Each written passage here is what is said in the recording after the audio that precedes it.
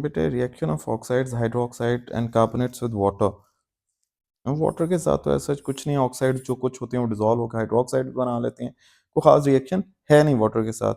Carbonate soluble ही नहीं है water में, ग्रुप 2 के।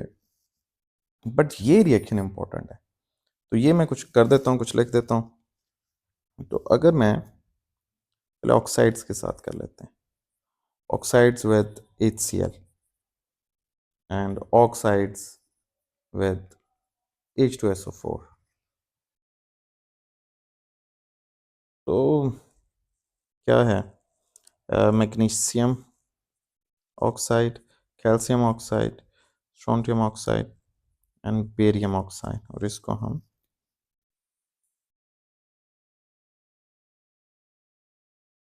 ठीक हो गया, और प्लस HCl। तो हमेशा याद रखिए ऑक्साइड्स जब भी एसिड्स के साथ रिएक्ट करती हैं तो सॉल्ट एंड वाटर बनाते हैं, तो it becomes magnesium chloride and water. Balance में नहीं कर रहा, बट एक्वस हैं, हर चीज़ एक्वस है इसमें। रूल्स ऑफ सॉल्युबिलिटी आपने ओ लेवल्स में पढ़े होंगे कि all chlorides are soluble except silver chloride, mercury chloride and lead chloride, तो ये सारे सॉल्युबल हैं HCl के साथ। तो कैल्शियम क्लोराइड प्लस वाटर, साथ वाटर प्लस, और सो ऑन इसी तरह एकदम।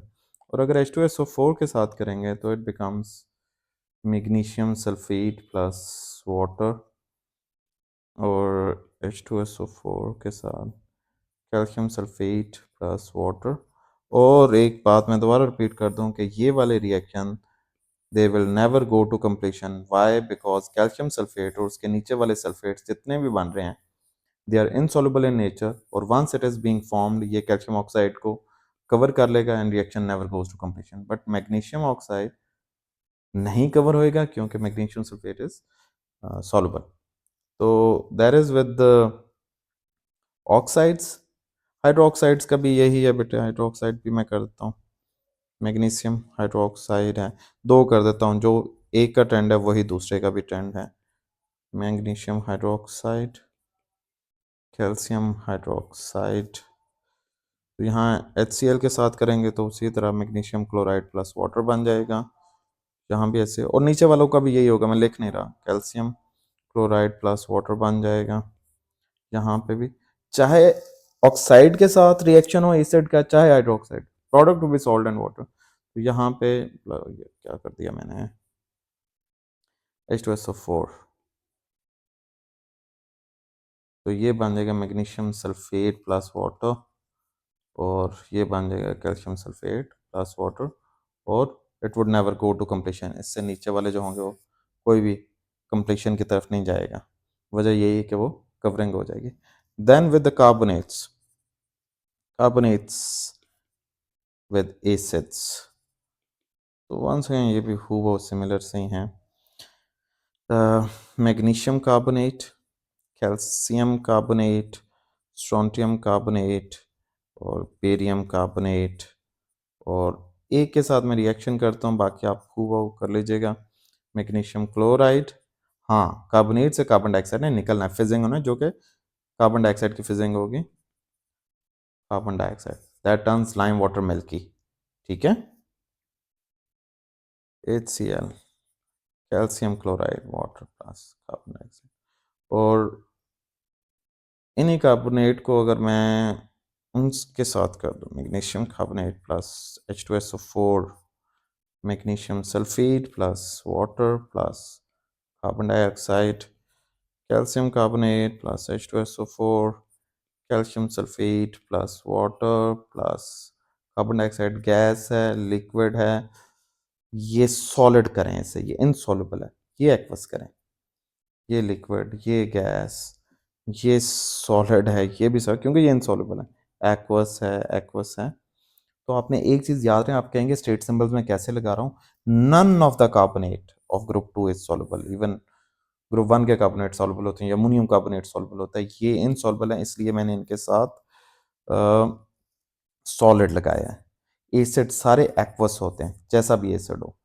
रूल्स ऑफ सॉल्युबिलिटी के तहत all sulphates are soluble except, नहीं ये गलत कर दिया, all sulphates are soluble except calcium sulphate, barium sulphate and lead sulphate. आपने क्या करना है कि आपने मैग्नीशियम सल्फेट के अलावा सबको ही इनसॉल्युबल कंसिडर करना है। तो ये वाटर बनेगा, लिक्विड है, ये इसे क्योंकि ये इनसॉल्युबल है इसे सॉलिड कर दिया, ये सॉल्युबल है इसे एक्वस कर दिया, और गैस को गैस कर दिया। तो ये आपने याद रखना है मेरे बेटा। ये हो गया बेटे। कुछ सोलबिलिटी के ट्रेंड्स भी देख लें, मैं पहले बता भी चुका हूँ। सल्फेट्स का बेटे आपने याद रखना है, सल्फेट्स हो गया और दूसरा हाइड्रोक्साइड्स हो गया। ये दो ट्रेंड्स तो आपको पता होने चाहिए। तो मैं लिख दूँ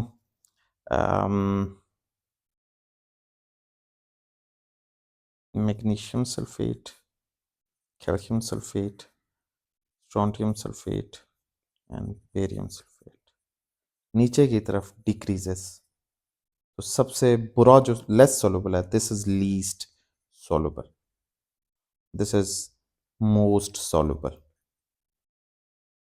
ठीक है। तो इसी तरह अगर हाइड्रोक्साइड में MgOH ट्वाइस से लेके अगर मैं बेरियम हाइड्रोक्साइड तक आऊँ तो दैट इज लीस्ट, तो ये नीचे की तरफ सॉल्युबल हो रहा है, इंक्रीजेस सॉल्युबिलिटी। तो that is least soluble and that is the most soluble. ठीक हो गया। ये इन इन ट्रेंड्स को अपने जहन में रखना है। इट इज समटाइम नाइट्रेट्स की सॉल्युबिलिटी भी पूछ लेता है, तो एक दफ़ा हम नाइट्रेट्स की सॉल्युबिलिटी भी कर लें। नाइट्रेट्स का फार्मूला देख लें किस तरह का होता है। मैग्नीशियम नाइट्रेट से लेके बेरियम नाइट्रेट, बीच वाले में नहीं लिख रहा, टाइम ज़ाया होता है उसमें। तो बेटे that is the most soluble and that is the least, LEA, least soluble. तो आपको ट्रेंड याद होना चाहिए। तो that means it increases down the group. Then बेटे जो अगली चीज़ हम करेंगे वो है स्टेबिलिटी ऑफ ग्रुप 2 कंपाउंड्स, और वो दो कंपाउंड कौन से हैं वो भी मैं लिख देता हूँ। Stability of carbonates and nitrates. ये ज़्यादा वो आपसे पूछेंगे। नाइट्रेट्स की तो इक्वेशन बहुत अच्छे से आनी चाहिए, इतने सारे MCQs के ज़रिए सॉल्व होते हैं। तो मैं पहले कार्बोनेट्स लिख दूँ, उनके फॉर्मूलाए आप वो देख लें। दैट इज़ MgCO3, एंड इसको आप हीट दे रहे हैं और ये टूट के क्या बन रहा है, magnesium oxide plus carbon dioxide. Similar CaCO3 becomes metal oxide and carbon dioxide. Strontium carbonate becomes strontium oxide and carbon dioxide। टूट के सॉलिड सॉलिड सॉलिड, ये भी सॉलिड, ये सॉलिड है। और ये आप करते हैं कैसे, आप इसे हीट करते हैं ट्यूजर के जरिए पकड़ के, गैस गैस एंड गैस। और इसी तरह barium carbonate, it becomes barium oxide solid and carbon dioxide। The important thing is that you have to remember, temperature बेशक ना याद रखें लेकिन समझाने के लिए 1500 सेंटीग्रेड पे ये रिएक्शन हो जाता है, ये टूट जाता है। 2000 सेंटीग्रेड पे ये, 2300 सेंटीग्रेड पे ये, 2500 सेंटीग्रेड पे ये। तो इससे आपको ये पता लगा जैसे जैसे हम डाउन द ग्रुप जा रहे हैं, carbonates are getting thermally stable, वो ज़्यादा हीट होने चाहिए डिकम्पोज होने के लिए। तो आपने ट्रेंड याद रखना है कि carbonates as we go down the group they become more stable, उनके अंदर फोर्स ऑफ अट्रैक्शन ज़्यादा होती हैं जैसे जैसे आप नीचे जा रहे होते हैं। इनकी रीज़न आगे जाके A2 के अंदर आपको मिलेंगी, फिलहाल AS के अंदर सिर्फ हमें ट्रेंड याद रखना है। तो that is the most stable one because it is tolerating more heat, and that is the least stable. ठीक है बेटा। अब नाइट्रेट्स का कर लें। नाइट्रेट में क्या बेटे, इक्वेशन लिखता हूँ MgNO3 ट्वाइस।